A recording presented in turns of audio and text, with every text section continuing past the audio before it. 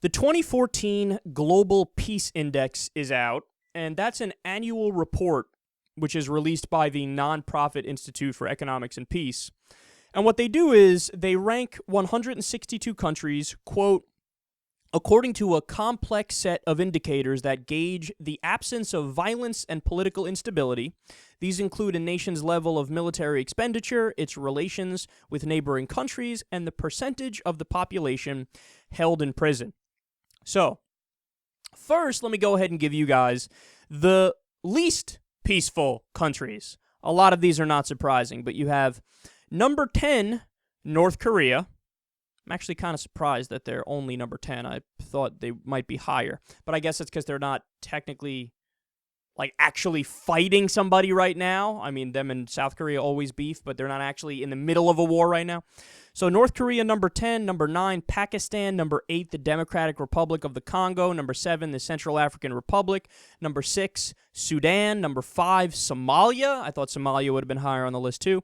Number 4, Iraq. That's understandable. Number 3, South Sudan. Number 2, Afghanistan.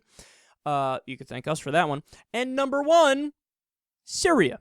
Syria right now is the least peaceful country. Of course, they have a civil war going on. You have the Assad regime and the pro-government forces essentially fighting against the FSA, which is the Free Syrian Army, and also the Kurds, and then ISIS is sprinkled in there, and Al-Nusra Front, which is another jihadist group, which represents Al-Qaeda, which is fighting on the side of the rebels. But also, there's a war within a war going on now, too. So you have Assad versus those groups I just named, right? But also the FSA, which is the more secular rebels fighting the more jihadist Islamist rebels. So it is a fucking nightmare over there. So that's the least peaceful countries. Fairly accurate list. Certainly makes sense. Now let's go to the most peaceful countries and see, what we can learn from them. Now, needless to say, what we learn from the least peaceful countries is war sucks, dictatorships suck, and, having a country that's been pillaged and destroyed sucks. And having ethnic or religious battles, etc., all the obvious things, right?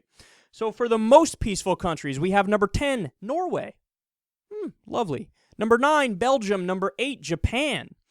Number 7, Canada, our lovely friends to the north. Number 6, Finland. Number 5, Switzerland. Number 4, New Zealand. Good for you guys.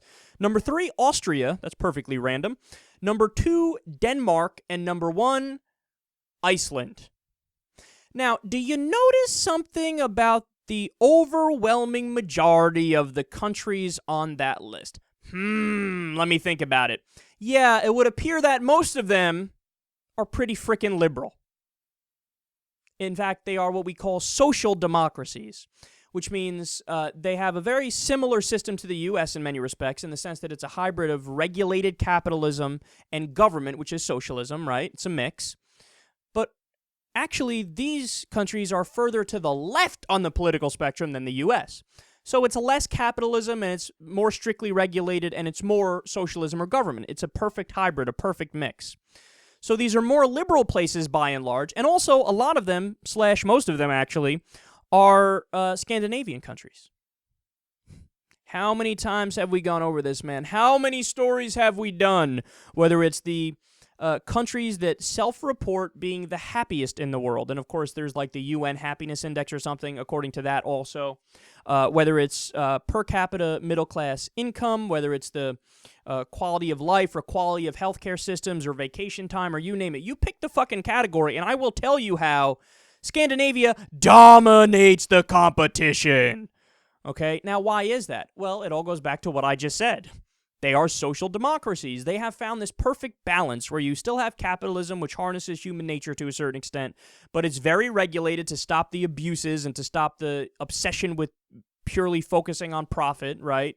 And then you also have government, which takes certain things off the table and says, all right, look, if you're born, you have certain rights. Okay, not just negative rights like conservatives here would say in the U.S., where it's like, I have a right for the government to leave me alone, man. No, also positive rights. You have a right to medical care, right? And what do these countries have by and large? They have universal health care systems. They have, a lot of them have universal education. A lot of them have universal daycare, okay? They have mandated time off by law. Their minimum wages are living wages. They have good unionization and workers' rights laws and a better tax system, a progressive tax system. So what is there to learn from these countries? Everything! There's everything to learn from these countries. Everything I just laid out. We should adopt those things because we know that it actually works, that it helps the majority of your population. And if you actually gave a shit about being the most peaceful or having the best healthcare system or having the best economy that looks out for middle-class people or being the happiest or whatever, we would adopt their policies. I know Americans love to think that we're number one, but these things are actually measurable, and we're not number one. But we should learn from their tactics and try to become number one.